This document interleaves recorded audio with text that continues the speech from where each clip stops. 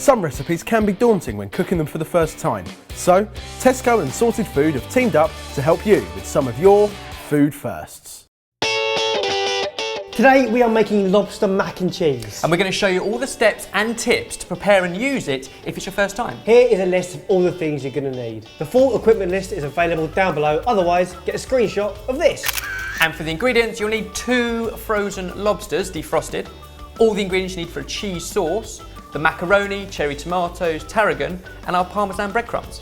To make sure we get the most out of this lobster, I had a chat with Ivan, the Tesco seafood expert. To prepare a lobster, remove the large claws. You can leave the legs intact because there's very little meat inside the legs. Then to split the lobster down the middle, using the natural line here and here, go straight through, down, and work it forward through the head.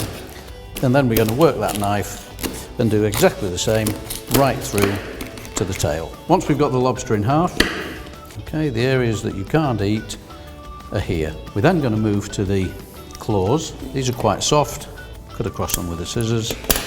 Use the end of a spoon. Out comes the white meat.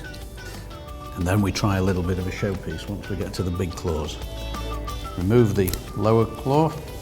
Now this is the bit where you've really got to be careful. A bit of a swingy motion in through the top. You're going to give it a little twist. Then a couple either side. And out comes the entire meat.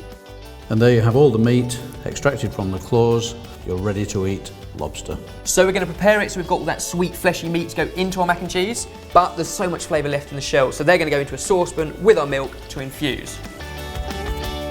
After 20 minutes of your milk bubbling away with the shells, incredible. Strain it through a sieve because that's the milk we're going to use to create the cheese sauce. Put it in your coffee, couldn't you? You could, I won't. Now for your cheese sauce, melt your butter in a pan with a peeled clove of garlic. This bit is essential because you say that garlic butter makes lobster what it is. Stir your flour and your bay leaves into the butter till you have a paste, which posh people call a roux. Then add your infused milk a bit at a time and keep stirring to make sure you have a nice smooth sauce. It's pretty obvious, but macaroni cheese needs macaroni, so boil it in rapidly boiling salted water in a large pan with a lid for a minute less than it says on the packet, because don't forget, later on when you drain it, you're going to carry on cooking it in the oven and you don't want mushy mac and cheese. Top tip from us, if you really want to splash out, I think it's absolutely delicious, open a bottle of Prosecco and 1 glass goes into your roux.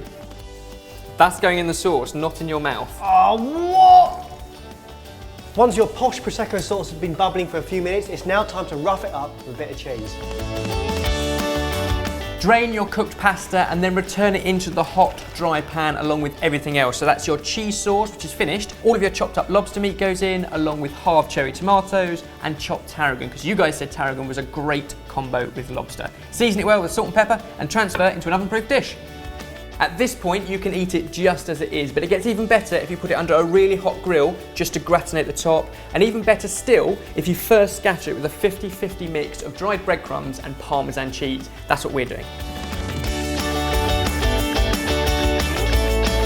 If you're looking to use lobster for the first time, I don't think you can get much better than this. It's simple and impressive lobster mac and cheese, sorted. Cheers.